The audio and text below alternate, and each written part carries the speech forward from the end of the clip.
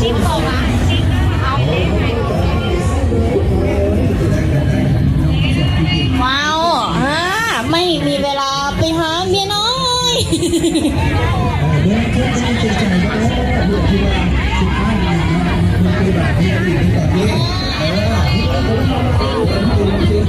ฮะแม่มาลูกค้าจ๋ากระเป๋า99,000กีบเดี๋ยวลูกค้าเดินแบบที่แม่ค้าจับอยู่นี่99,000กีบเด้อ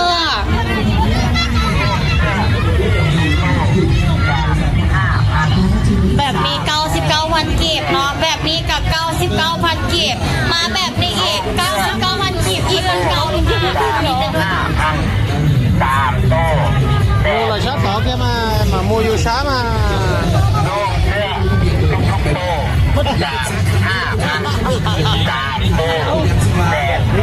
บัญชีธนาคารเราบริการเกินการคัดทอนมันจะต้องเชื่อมต่อกับเบอร์ของทางจะต้องเชื่อมต่อกับเบอร์ของทางถ้าจะนำไส้เบอร์นั้นทางต้องไม่ลงทะเบียนถ้าลงทะเบียนนั้นมันจะถูกนำส่วนขาวอยู่เนาะบัญชีถึงนำพี่ฉะนั้นจุดหนึ่งคือว่าอย่าทำลงทะเบียนต้องมาถ้าเบอร์ที่เราเบอร์5ลงทะเบียนเลยไม่ได้เสียค่าใช้จ่ายเนาะขอแต่มีบัตรจำตัวสมมติครัวเรามาหาทางยุหลังนี้ได้เลยเด้อเราสนใจก็เรามาสอบผ่านได้เบอร์ละ7ด้านหลังเราเบอร์ละ5กำลังเลือกเบอร์ใหม่เบอร์งามอยู่เนาะหรือว่าจะได้แพ็กเกจตัวใดเนาะแต่เรามาสอบผ่านกันตีนได้สำหรับกิจกรรมพิเศษของเราโซ่ของมันจะมีหลายอยู่เด้อผู้ใดอยู่ในบริการหากระมาเชียนะหากระมานะเบิ้งเน็ตตัวเองเด้อเดี๋ยวสิว่าโทรศัพท์คือมีแท้เดี๋ยวสิว่าสัญญาณก็ให้ดอกม้าบุญนะคือติดสันไดหลายคนคมเฮาเนาะเพิ่มสัญญาณก็ไปทั่วบุญเลยไหนมีได้2กรณีที่เน็ตปิดเครื่องแม่แต่ที่2มันเน็ตเบิร์ดถ้าเน็ตเบิร์ดมาตั้งอินเทอร์เน็ตได้มาตั้งยูทูบของพวกเขานี่นะนี้ก็ให้เน็ตคูณ2ก็เลยนะมาตื่มเงินขอจะให้ได้ใต้อินเทอร์เน็ตฟรีอีกเนาะถ้าว่าถ้าเด็กสนใจก็อย่าลืมเด้อสอบถามกับไม่ได้เติมเนาะกายไปกายมาแล้วคันนี้แจกฟรีนะเด้อขอแต่ทานน้องมาชีบุญของพวกเราแล้วเขียนคูปองนะ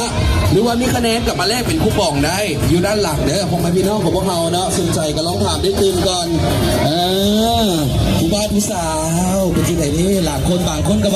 มากาแฟนี่บุอยากจุดโทรศัพท์ปันใดเลยทำงานแบตเบิร์ดก็มีทำงานเน็ตเบิร์ดก็มีมาเตือนบอกได้ว่ามาเตือนเลยว่าทางไหนที่ว่าใช้บริการแอปของเราเนาะM-Money X หรือว่าจะเป็นบริการน้องขวดทุกอย่างจบรีแอปเดียว M Service เนาะ M Service เนาะสามารถเพิ่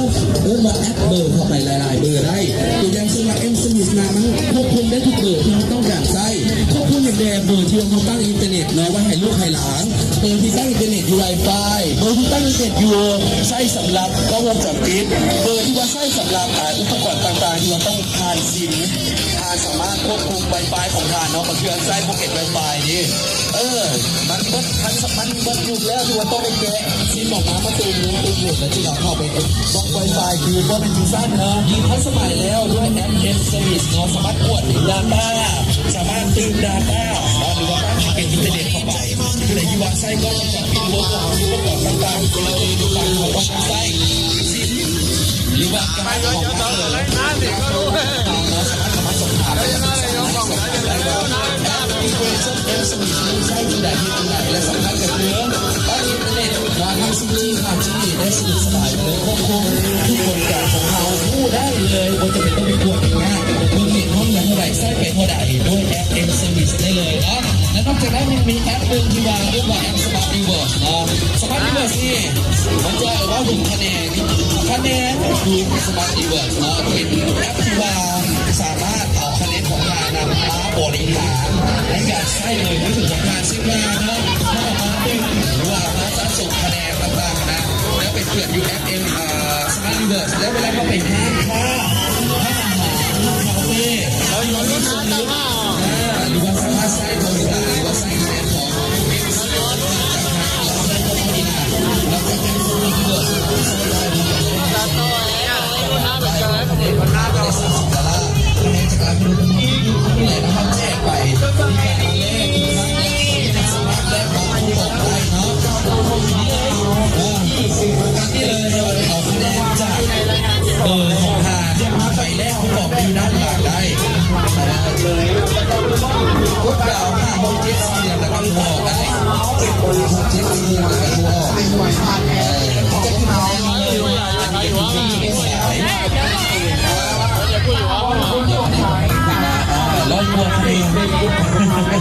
สามารถสะสมสามารถทำเป็นตัวแรกของเป็นเด็กเองตัวนี้กันเลขถ้าคุณบอกได้เพียงว่าทำจากนี่นะเราไปสังกัดด้านหลังได้เลยเดี๋ยวคุณได้คะแนนหลังนี่โอ้ยเดี๋ยวลูกได้จะบอลสองวัดตัดคะแนนเบิร์ดมันทำ50คะแนนต่อ50คะแนนต่อสองวัดกันถ้าตีไปคะแนนมันจะไม่10,000คะแนนไม่ขอเลขจะ4วัดได้บอล200บาท200นี้เนี่ยเราซื้อที่เราไม่บอกแล้วอย่างสิ่งที่ตัวที่สามารถบอลลงบอลได้ดีกว่ามาแล้วเรียกว่าเขาต่อเพียงแค่สปีดอย่างนี้ได้แต่ว่าอันนี้ของเราได้แล้วได้มีเสื้อได้ไปแต่ว่าอย่างนี้ได้เลยอยู่ได้ไม่ได้จะได้ระวังได้ได้ใจละจะมาสมัครเป็นผู้มีห้องสมัครได้ด้วยส่วนลดลดอะไรก็ว่าที่เราไม่ขายมาคือตัวนี้ดูร้านดูไม่ได้ขายผู้ใหญ่ดีเลยเขามีตู้บริการตู้บริการมาดูด้านหลังด้านข้างเนาะเด็กดีกว่าได้เลยดีเลยด้านข้างเนี่ยคนกำลังเลือกเลยรถกระเทียมเลยเบียร์ซินผู้ใหญ่ผู้ใหญ่ยังใส่ซินอยู่ของเขาของเขาอีกมาแล้วยังใส่ซินอยู่มาเปลี่ยนได้ไม่เสียค่าบริการเลยเปลี่ยนได้โทรศัพท์ทำงานยังใส่ซินมาเลยยังคนเดียวยังคนแก่ออกบางยังคนแก่ออกถ้าใช้อีซินแก่ก็ได้จะต้องมีมูลต่างๆเขาดีนะจะบีบออกเองหรือว่าถ้าถึงคนจะทำคนเป็นผู้เป็นเนาะสิ่งบางอย่างแอปได้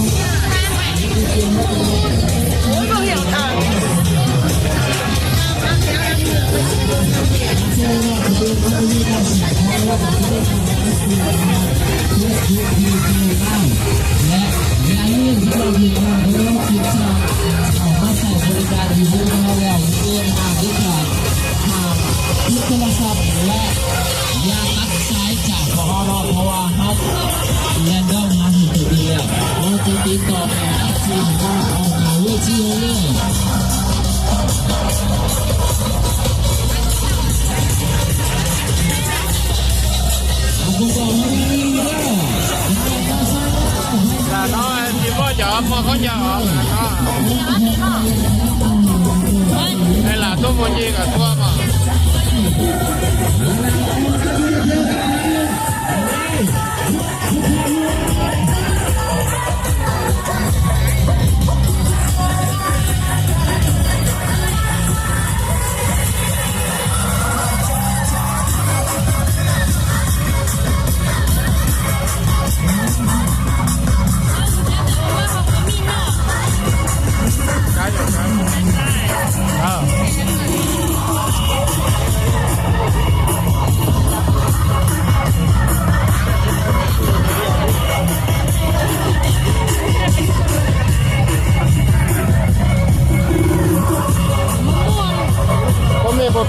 ถั่วไปที่บัวฮะ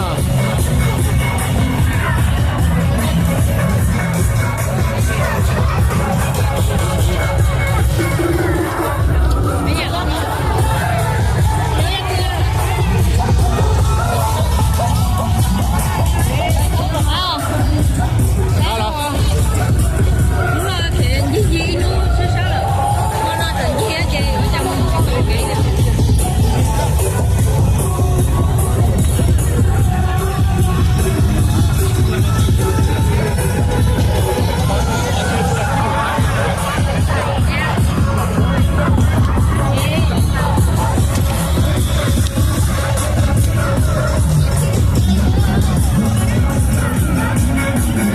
คุณด่าเนี่ยอย่างมั่วเขายาวอ่ะรอคุณด่าน่ะ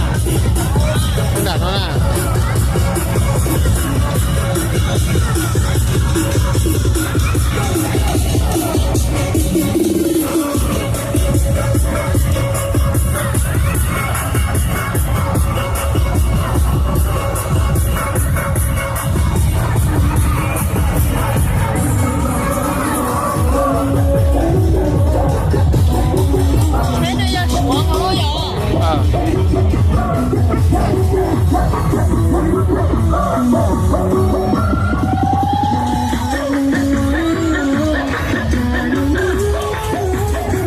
ไปเด็กก็เหรอชิมุนดาเหรอ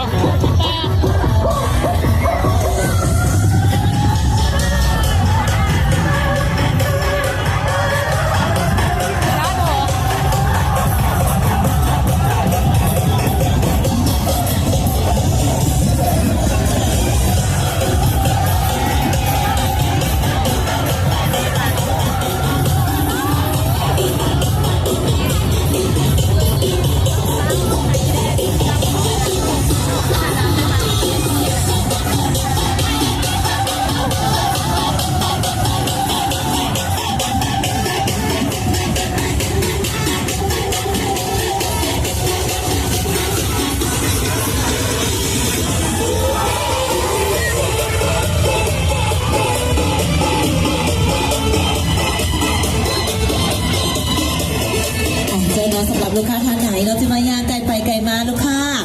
สามารถเข้ามาร่วมในกิจกรรมกันได้เด้อนะลูกค้าเนาะ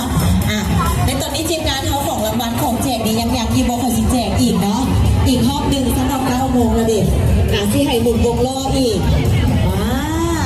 แต่ว่ากระเป๋าเขาก็ยังที่นอกเขาคุณเจ๋เขายังยีบอกเขายังอย่างแนนเทิมเจ๋เขายังบอกเขาได้ที่หมุนวงล้ออีกรอบหนึ่งได้ยี่หว่า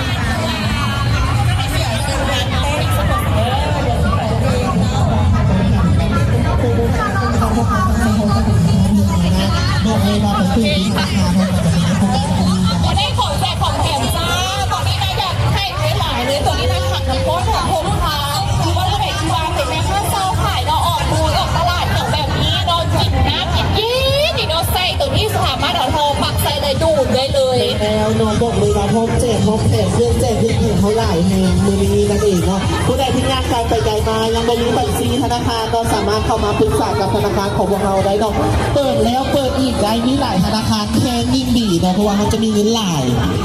คนมีหลายแบบว่ามีเงิน